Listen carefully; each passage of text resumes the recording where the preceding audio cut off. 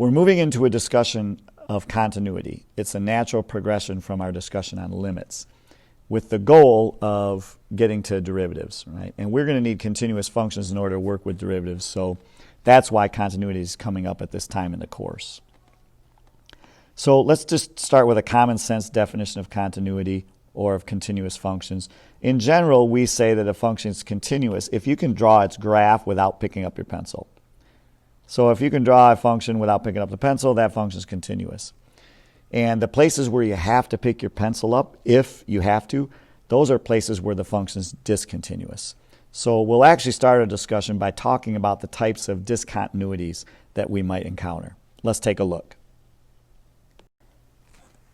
So there are three types of discontinuities that we're going to encounter. You can see here that this slide says a function is continuous if you can draw the function without ever lifting your pencil. That's what I said on the previous graphs. And you'll notice that each of these graphs, you have to pick the pencil up in some way.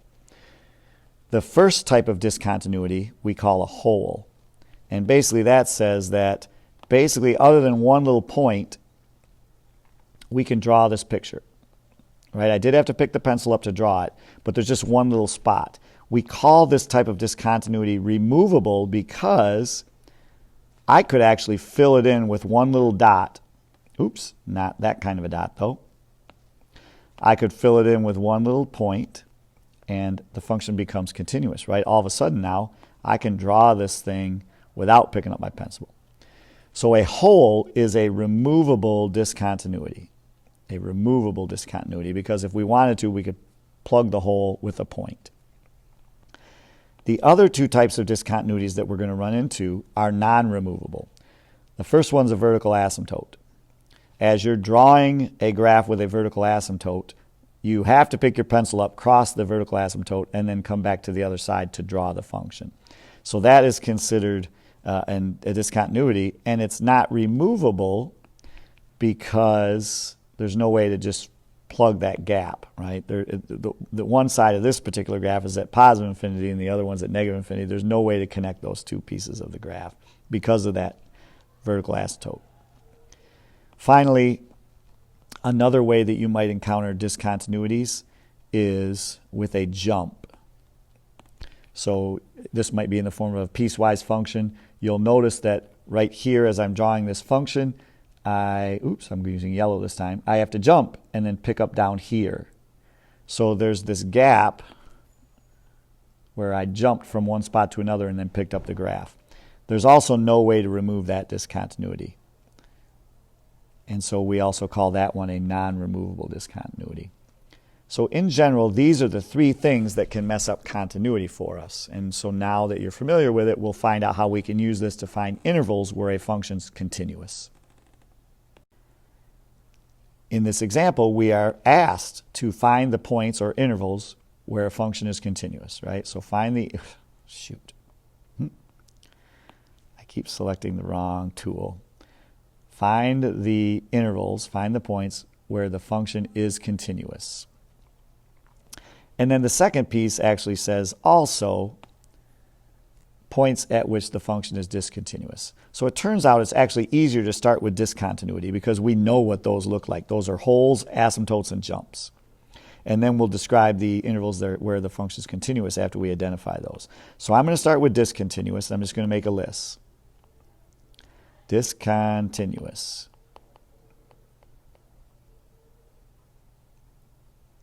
Did not spell that right. U-O-U-S. Okay, so places where this thing is discontinuous. I'm looking for holes, asymptotes, and jumps. Well, right away I can see I have a hole here at x equals 1. I have an asymptote at x equals 2, and I have a jump at x equals 4. So I'll just list those, and those are places where this thing is discontinuous. X equals 1 is a hole. X equals, whoa, baby, I just slid the whole thing down, didn't I?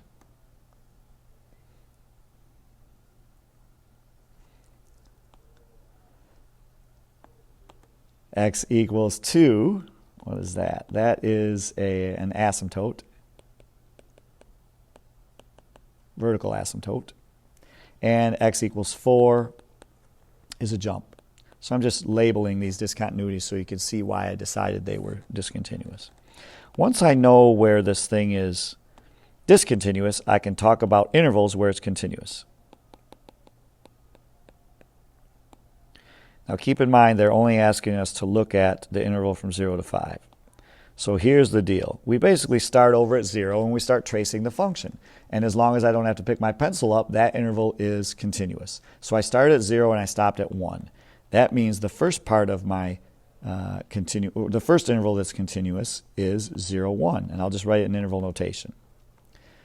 Once I jump over that hole and continue my drawing, you can see that I can still do a drawing from 1 to 2, right? And then I have to pick the pencil up again when I hit the asymptote. So I'll union this with 1 to 2 because that interval is continuous. When I jump over the asymptote and pick up the drawing, I can draw here all the way through to 4 before I have to pick the pencil up again. So that function, that interval is from 2 to 4. 4 has a point of discontinuity, as we mentioned. And then if I pick up after the jump and draw this piece to 5, I can draw that without picking my pencil up. So I'll union that with 4 to 5. Now be careful with your intervals here. The points of discontinuity and the boundary endpoints are not included in our intervals. So I've used parentheses for all of these little subintervals. There are no endpoints included. For continuity, we're going to find out in the next slide that the definition requires that we can look at the limits from both the left and the right. So we're not going to be able to close off our intervals with a square bracket. Okay, we attacked this problem. We've got our discontinuous points and our intervals where the function is continuous. Let's move on. So this is a good time to introduce the definition for continuity at a point. A function y equals f of x is continuous at point C if the limit as x approaches C of f of x is equal to f of c. And then more specifically, since the limit as x approaches c of f of x equals f of c, that means both the left and the right-hand limits have to equal f of c as well. And then you can see we just sort of wrote this out in English. Here on the last part of this, the limit from the left and equals the limit from the right equals the function value. Everything's at the same place. In our little analogy where we use the fingers to follow a limit, if the fingers are pointing at the same y value and the dot is where the fingers are, then you have a continuous continuity at a point. Now what I usually do in class is define a more specific continuity test with 3 items to check off, and that's the better way to apply this definition. So let me show you what I mean by continuity test. So this thing that we're going to call the continuity test has 3 parts. Step 1 is make sure that the continuity test, I'm at point C. I got to stick with the language here. The continuity test, if we're looking for continuity at point C, step 1 is see if f of c exists. All right, in other words, is there a y value? Is there a dot somewhere on the graph? Second thing is see if the limit as x approaches c of f of x exists.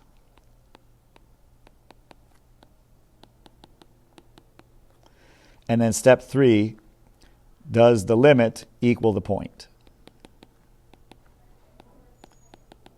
In other words, does the limit as x approaches c of f of x equal f of c?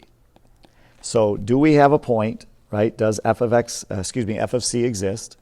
Do we have a limit? Does the limit exist? In other words, are the fingers pointing at the same y value?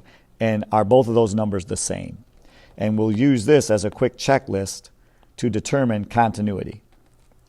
Make sure there's a function value, make sure there's a limit there, and make sure they equal each other. That's the continuity test. Let me show you what I mean on the next example.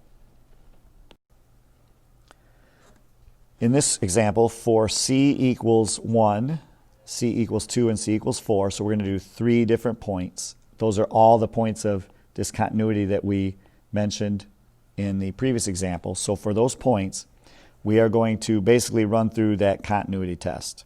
We're going to find the function value. Oops, doggone it. let me use this instead. We're going to find the function value. We're going to find the limit, and really to find the limit, we separate that into two pieces, right? In order for the limit to exist, we have to have the left limit and the right limit. So we find the function value, we find the limit, and we're going to see if they equal each other. Since that we have discontinuity, we know they're not going to equal each other. And so this last piece is just telling us to take a notice of when we fail that definition of continuity. Okay, so here's how it's going to look. Let's start with c equals 1. So at c equals 1, let's go down the checklist. Is there f of 1? Does f of 1 exist? And the answer is yes, it does. Look, there's a dot right there for 1. So f of 1 equals 3. It exists, and it equals 3. That's good. Step 2 is, does the limit as x approaches 1 of f of x exist? And if so, what does it equal? Well, for that, we just look down here. Does the limit exist? Sure it does. Both of those sides are approaching the same value. That equals 1.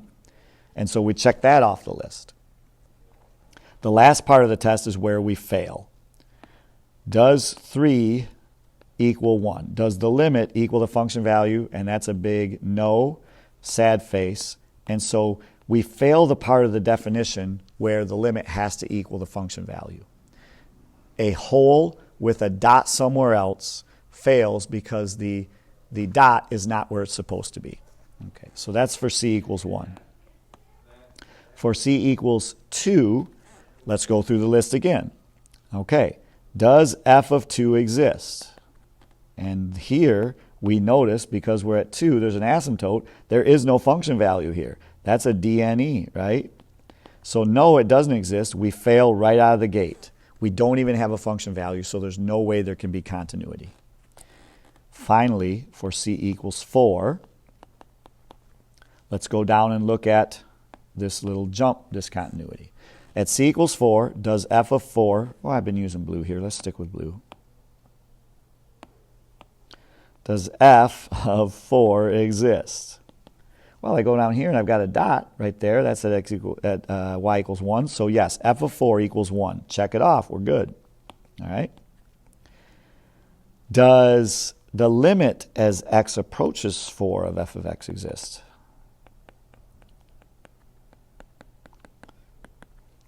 So we have to check the left and the right. On the left, we're at 2. On the right, we're at 1. So no, that does not exist. And so that's where we fail the continuity test on step 2. So we've examined these points of discontinuity. We've paid attention to where the definition failed, which is what they expect us to do in the example. Let's move on to another example. Simply stated, in this example, we are asked to determine whether each function is continuous or not. So it either is continuous or it isn't. And if it isn't, we just have to use the definition to explain why. Okay. So when you're attacking these problems, it's usually easier to just look at the points where there might be discontinuities. In other words, the interesting points in some of these functions. So for example, in rational functions like number A or letter A here, in rational functions, the really only interesting place that might not behave well is if there's a 0 in the denominator. So in this case, you'll see that we have a 0 at x equals 1 in the denominator. That means there's a vertical asymptote.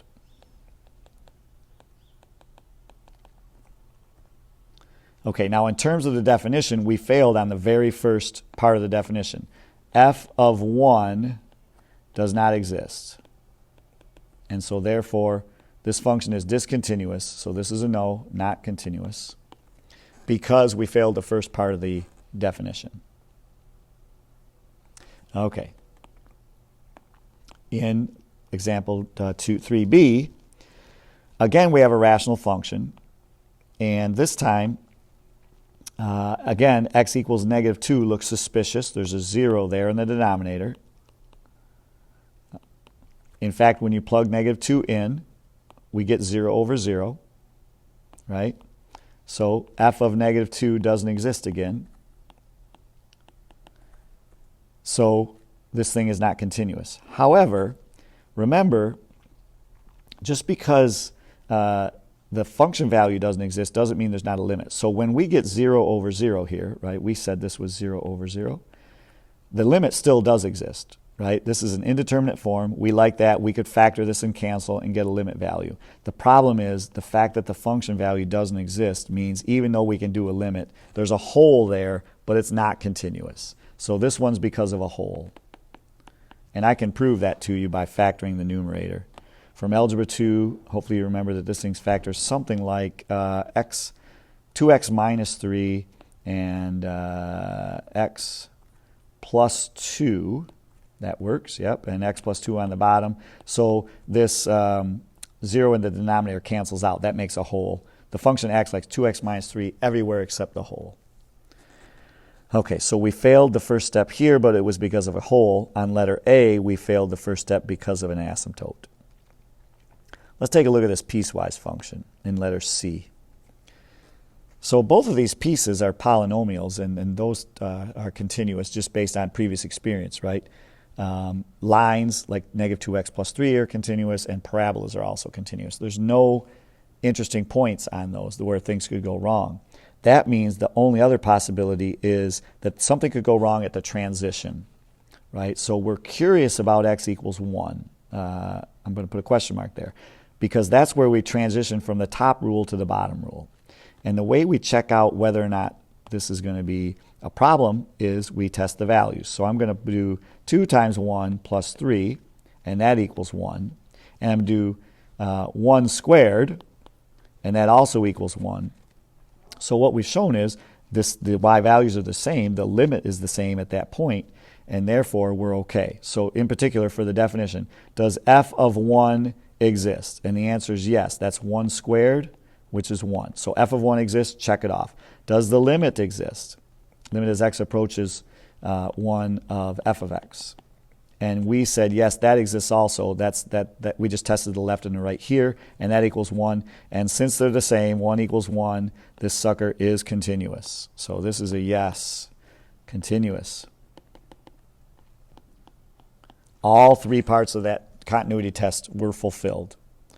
The function value exists, the limit exists, and they are the same.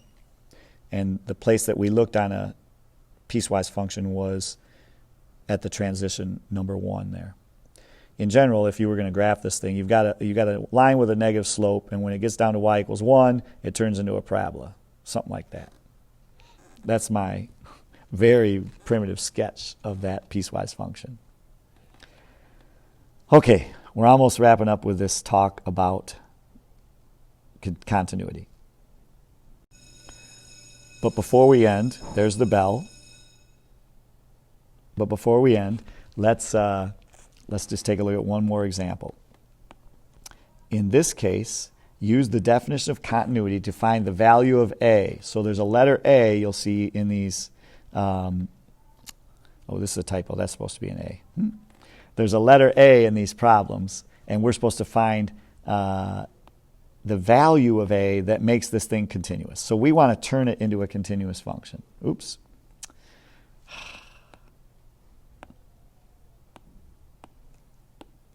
Don't you like listening to me tap on the screen forever here? Okay, so we want to find out which value of A makes this thing work. So it's a piecewise function. We know that the interesting parts are going to be at these transitions because these are 2 polynomials. So essentially what I want to do is make sure that the top one equals the bottom one. So let's plug 1 in. Let's plug 1 into the top function. So 1 squared plus 7. And then let's plug 1 into the bottom function, 1 plus A, and then we'll set that's an A, and we'll set them equal to each other and solve. So this is just 1 plus 7 equals 1 plus A, so I think you can see that A equals 7. If we make A equal 7 in this piecewise defined function, we will have continuity. We have a continuous function now because we picked the correct value for A that makes the top and the bottom equal each other at x equals 1. We're going to play the same game down here in letter B. Remember that K is supposed to be an A. That's a typo.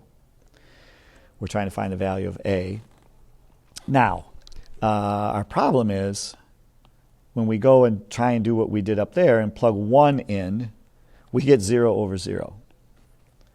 When we plug 1 into the top, we get 0 over 0, which makes sense because it's not supposed to equal 1. But that's our transition point. We have to make them equal each other. So I have to find out what is happening with this function as it gets close to 1. In other words, I need to do the limit as x approaches 1 on x to the 4th minus 1 over x minus 1. And after I sit and stare at this thing for a minute, I realize x to the 4th minus 1 is a difference of perfect squares. So let me just rewrite this here, but I'm going to factor that thing. So this is x going to 1. Instead of x to the 4th minus 1, that's x squared minus 1 times x squared plus 1. Unfortunately, nothing cancels, and when I plug 1 in again, I get 0 over 0. Okay, so we still have to do some more work on this. The good news is I notice I have another difference of perfect squares right there. So let's just rewrite it one more time. This time it's x minus 1 times x plus 1 times x squared plus 1.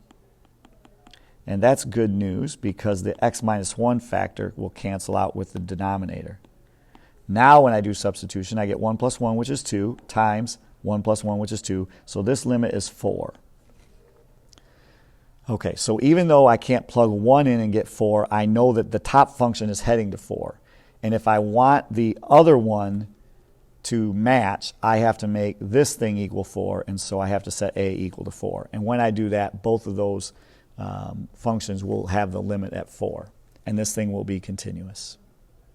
In other words, we just plug the hole in this rational function. We call that extending the function. And we'll talk more about that in another video.